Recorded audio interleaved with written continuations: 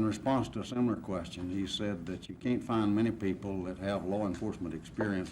I hope that I can provide some strong, positive, inspirational type of leadership to the Bureau and to the many fine men and women that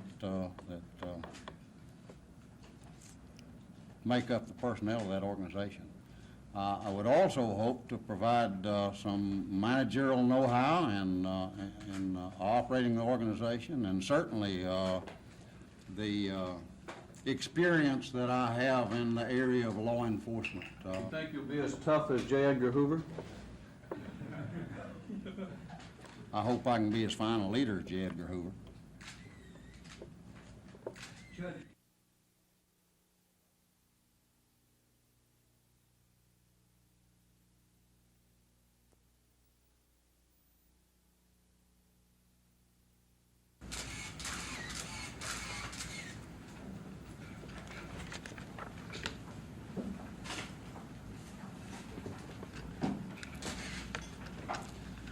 This is a larger group than I expected. And the prospect of serving the Bureau in a leadership role is indeed challenging to me.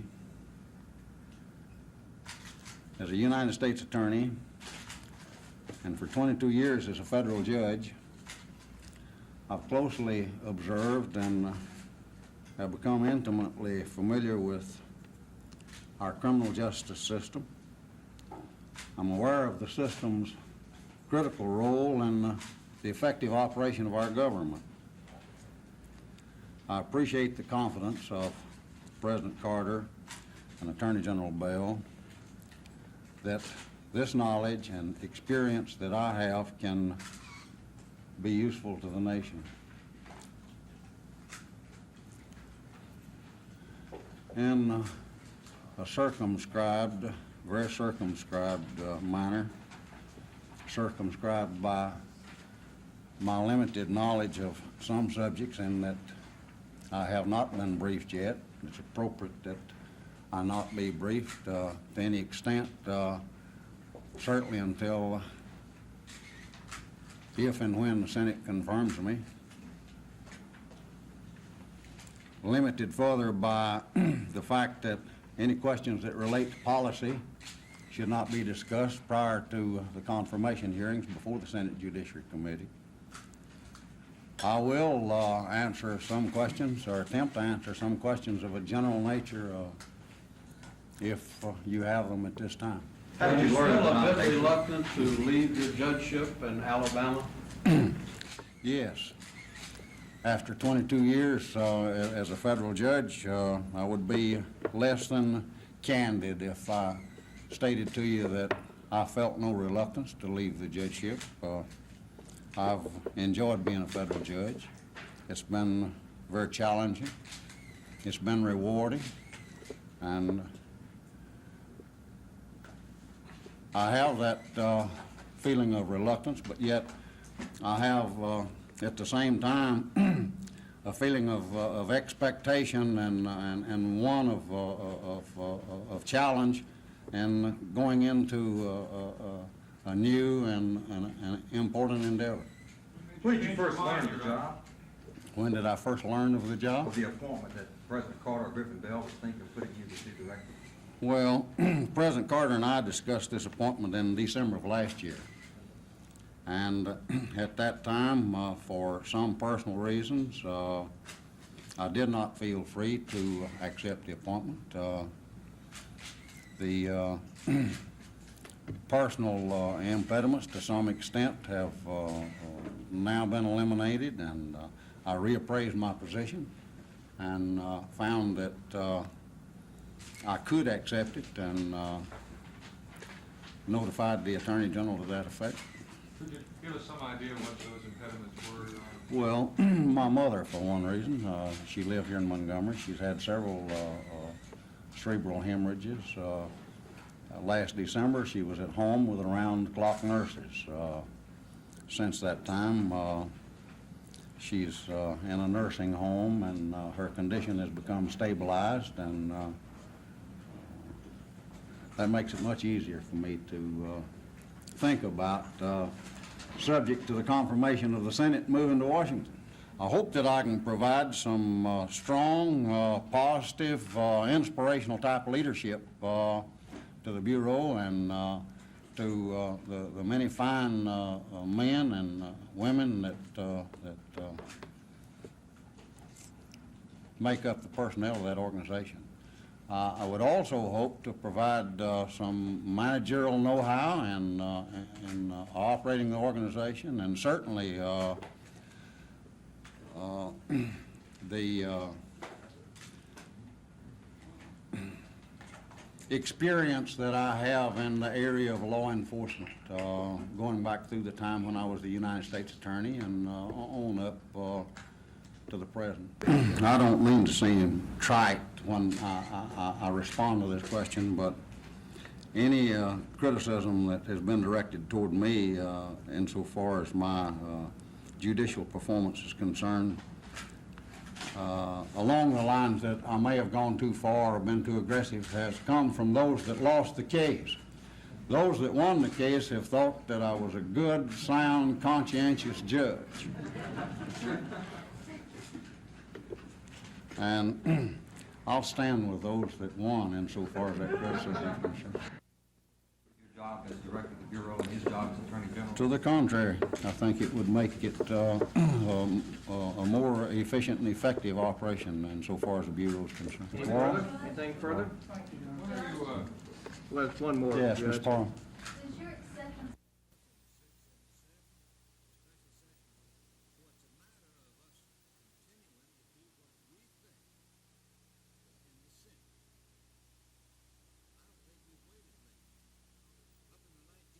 So this petition will be filed just as soon as it can be prepared by Mr. Bishop, asking the Public Service Commission themselves to grant some relief in this matter to the people of Alabama, because it is about to destroy the low and middle income people of Alabama.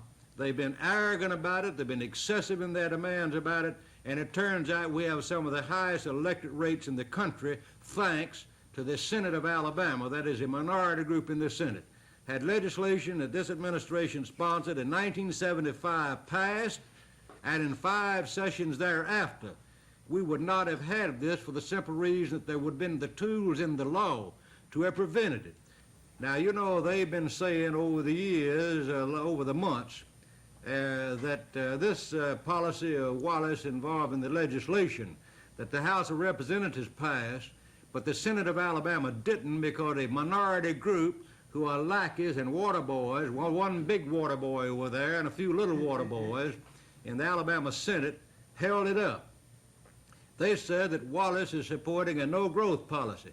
Well, since that time, we have seen a multi-hundred-million-dollar industry say they did not come to Alabama because of the excessive electric rates in Alabama.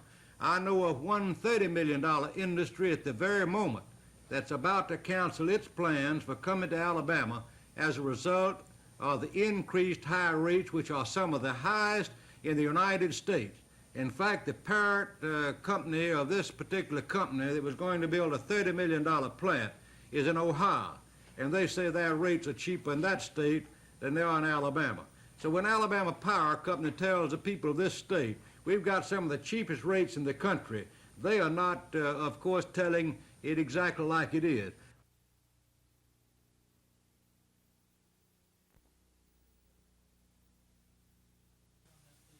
That's a private affair, and I won't comment any about that at all. Governor, are you pleased that Judge Johnson is now leading the state of Alabama? Well,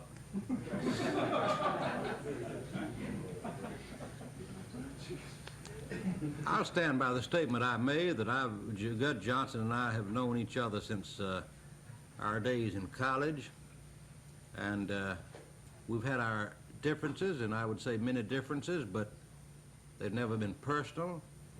I know that he's a tenacious, hard worker, and I wish him the greatest success in this new venture. And I feel that as one as tenacious as he is, if he takes after organized crime like I feel that he might, in my judgment, they're going to be in for a run for their money, which would be good for the country. Yes, we've had our differences and still do, but not personal. And I hope he's highly successful as the FBI director. Governor, have you been approached by anybody in the Carter administration as far as asking who they might nominate for U.S. Attorney in Montgomery or the possible judge vacancies that are going? No, sir, they haven't been discussing with me the patronage that goes to the United States senators at all.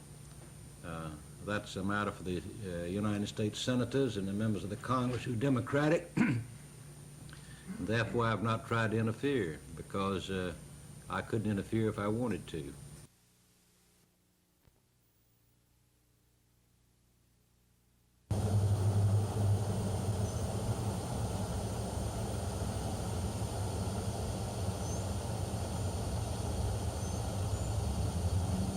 Yes, Elvis Presley was a good friend of mine. In fact, each time he came to Alabama, he called me on the telephone, and I knew Colonel Tom Parker. And he was an example of a Southern boy who was born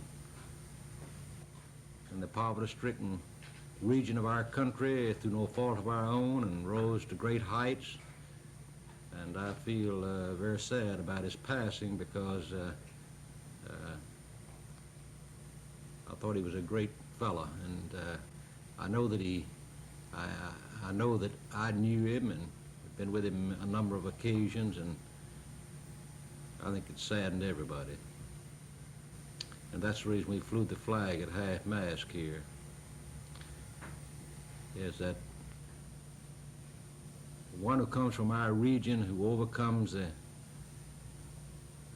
all the hardships that exist in being a rural Southern boy, and to go where he did makes me very proud of him and the whole region.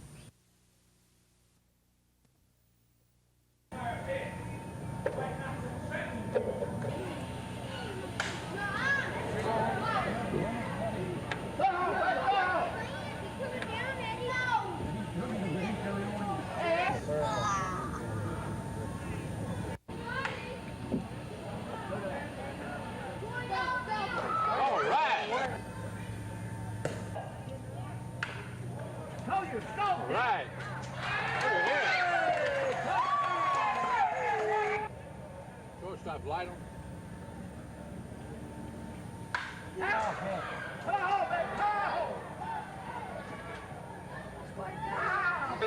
Michaels.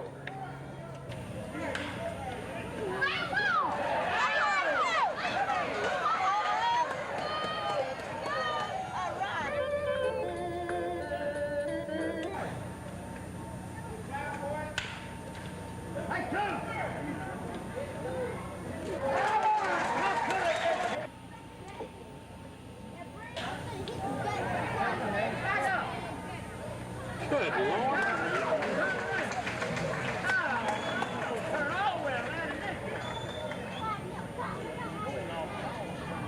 In your rebel school book, Army.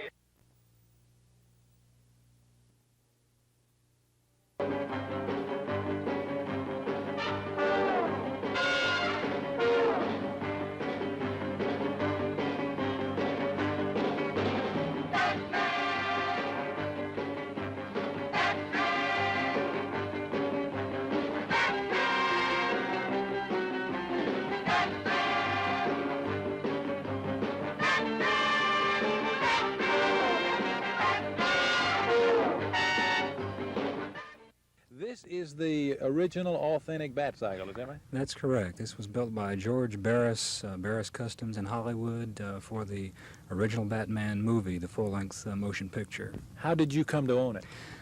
Well, to make stories short, the bike had been sold twice before I bought it since the studio owned it, and the fellow who I bought it from was traveling malls and shopping centers and having children's pictures taken with the bike, and he was getting tired, I think, of that rat race, and I approached him about selling it, and he agreed, and I bought it. I don't see a place for Robin to sit over there on the sidecar. Well, this is designed for a go-kart. Now, I don't own the go-kart. I would like to find one. If any of your viewers knows where it is, I'd sure like to have it. But as you can see, it has a spot to hold the back wheel and a little roller so that when this unit stopped, the go-kart zoomed out with Robin on it to go chase the crooks in a smaller vehicle. So. Amazing. What kind of motorcycle is this? This is a Yamaha 305 basically, and of course everything else is custom. The fairing, the sidecar, the rear, the seat, it's all fiberglass. Do you ever take the bat cycle out? No, this is the second time I've ridden it, so you're one of the few people who've ever seen it running. Remarkable invention of yours, if I may say so. Yes, it did the job this time.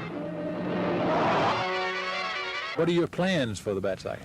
Well, at this point, I'm just planning to enjoy owning it for a while. It's obviously an investment. I bought it with the idea that eventually it would appreciate in value. I've been contacted by several parks and amusement areas to have it come for a display, and I probably will end up leasing it before the end of the year to one of them for a short period of time, and eventually probably will sell it at some point. But for now, I just enjoy owning it.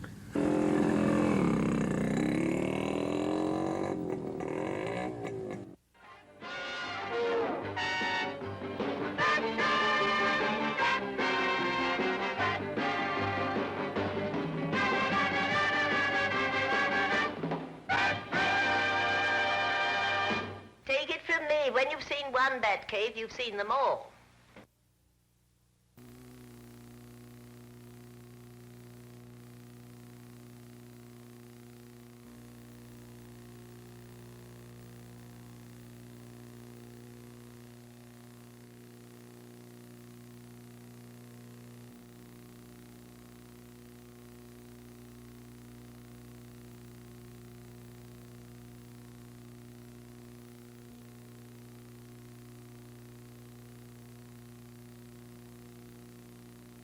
This will be the most efficient plant that we have, and we hope to obtain better than 300 million kilowatt hours from that plant next month.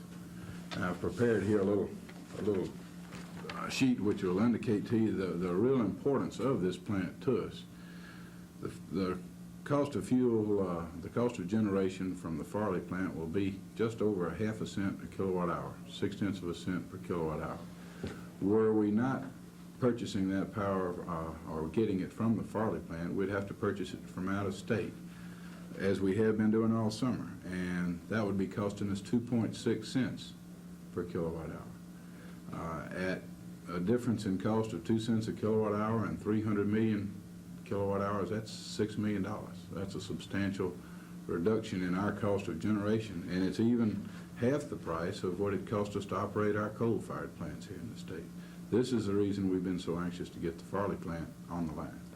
Now, it doesn't go online until next month, so the lower bills won't be reflected until October, is that correct?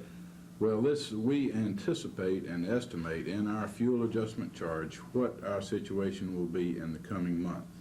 We do this about the 20th of the month. We go before the Public Service Commission and we give them testimony and the basis for our estimates. Sometimes we miss on those estimates, and there's a provision in the fuel adjustment clause or in that rate to allow for these errors in estimates, which you sometimes make. Well, is there a possibility that come October that they could jump back up if the estimates are not right? That is a possibility, George. I don't think it's a likelihood unless we come up with some serious unforeseen problem at the Farley plant.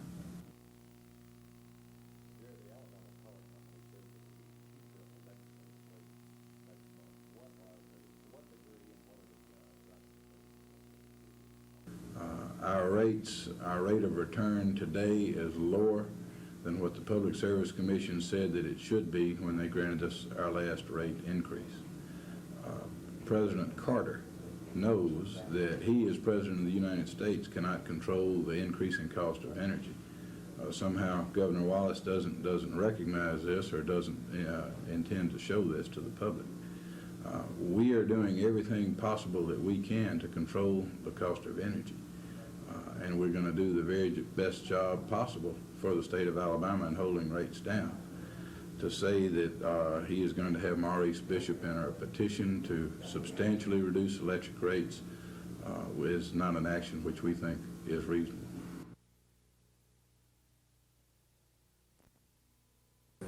Look that over and take a few minutes with that, and then let's see what we can do for that.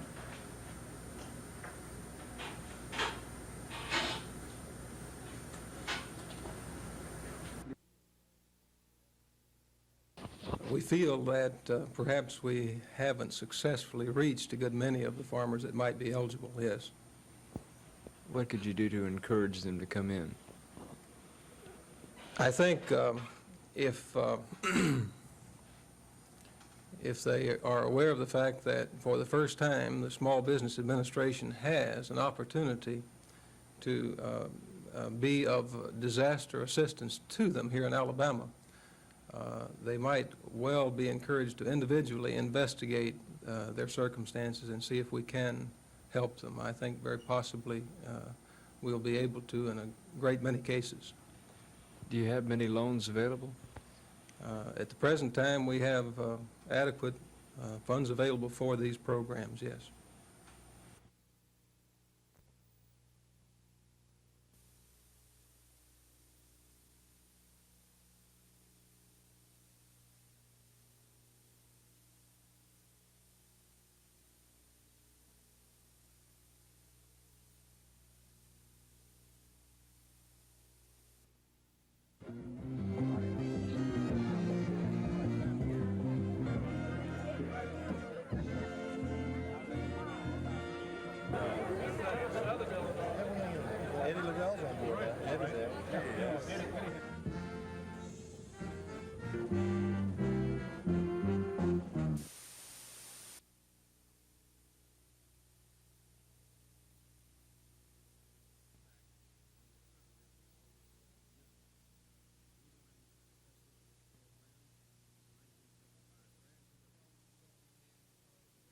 It has been referred to most often as the Tuskegee experience because it was quite a unique experience.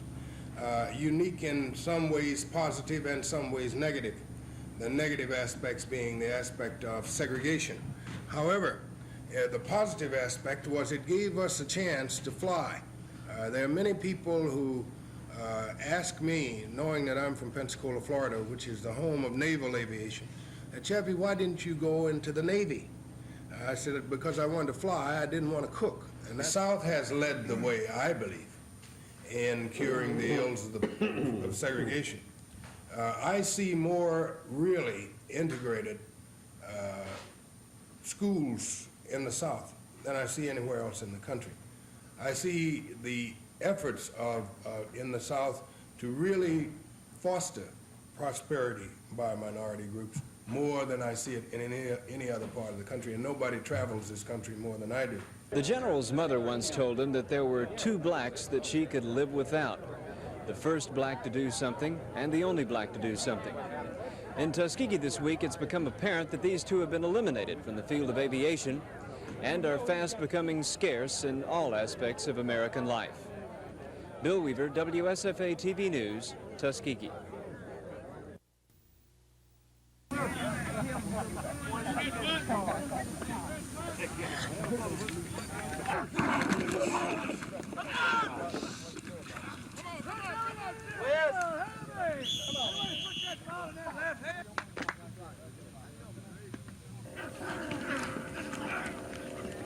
All right, all right. Okay, keep going.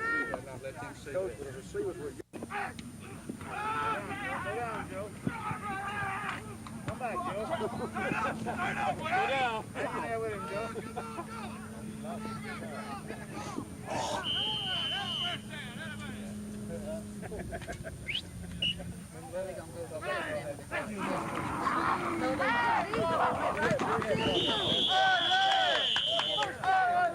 We're working hard now and working all the young fellows. We got a lot of 10th graders we're working and spending as much time with them as we're spending with starters.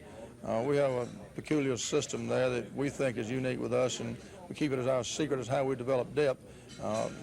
Be honest with you, we'd rather not reveal that little secret right there. But we are working on some depth charts there, and things will help us.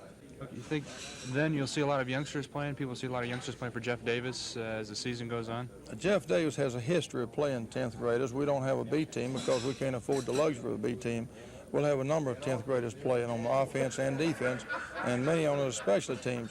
Every year we'll have anywhere from 8, 10, 15 10th graders having to play for us.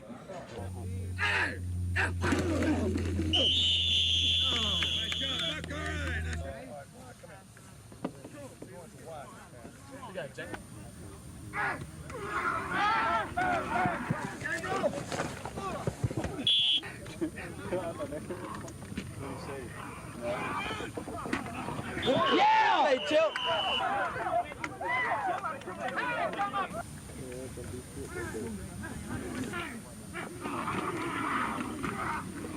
All right. Good, Will.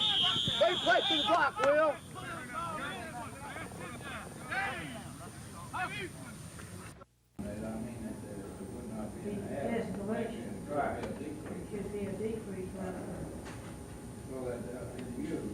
That's why this month, it would not make any. At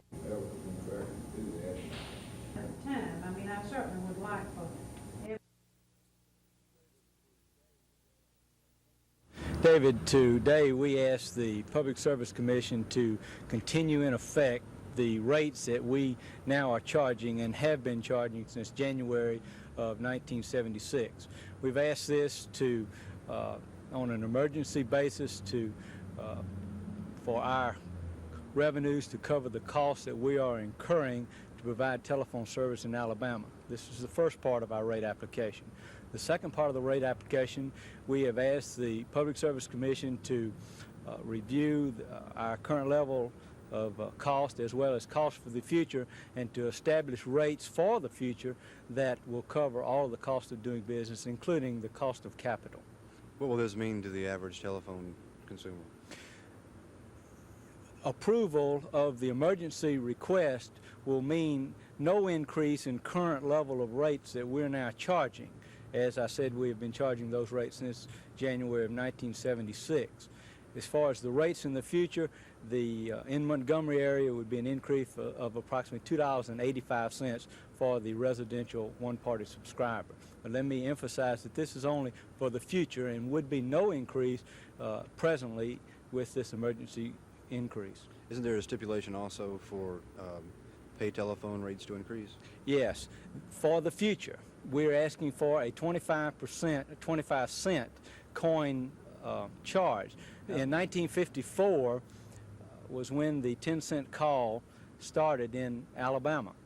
Since that time, we have not had an increase, as you know. We have had increases in the residential rates, and I think it's fair to say that those rates have increased higher without an increase in the coin telephone rate. The cost of doing the coin telephone job has increased astronomically during that period of time. The telephone set itself has increased some 525%. The truck itself has increased some 250%, as have the wages, some 245%.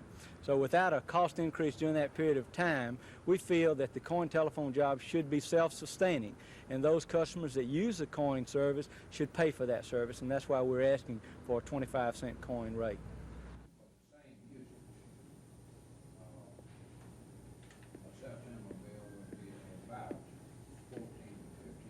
to continue the fuel adjustment. Concerning the Bell increase. Well, the Commission has set a hearing on Bell's so-called emergency rate increase application. That application asks that the phone company be allowed to continue charging the present level of telephone bills instead of making the reductions which the court ordered last month. It would not raise the present rates, but merely would wipe out the reduction. However, it was pointed out that there was one bit of good news in that South Central Bell has dropped any further opposition to the refund. That is, the excessive rates which have been charged over the past 20 months. And the phone company will be refunding some $90 million or possibly more to their customers throughout Alabama. This will mean about $50 refund for your average household customer and about $140 for each business line.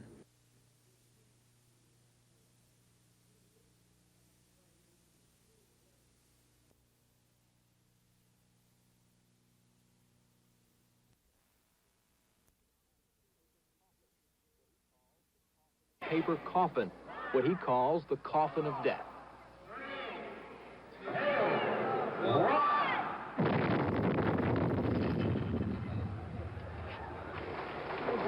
Dynamite is freakish. You can't trust it to do exactly the same thing every time.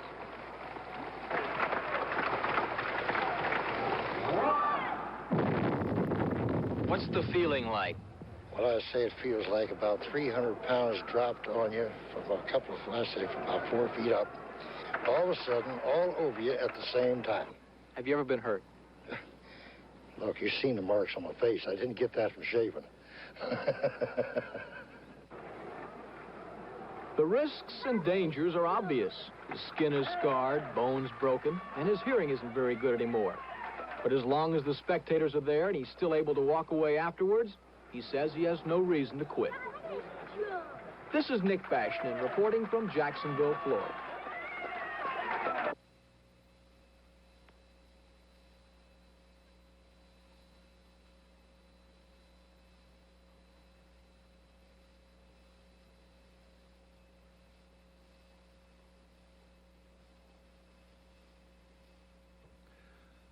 We're told that Cleveland was unable to complete the Kent State story for today's presentation. We intend to have that story on tomorrow's program.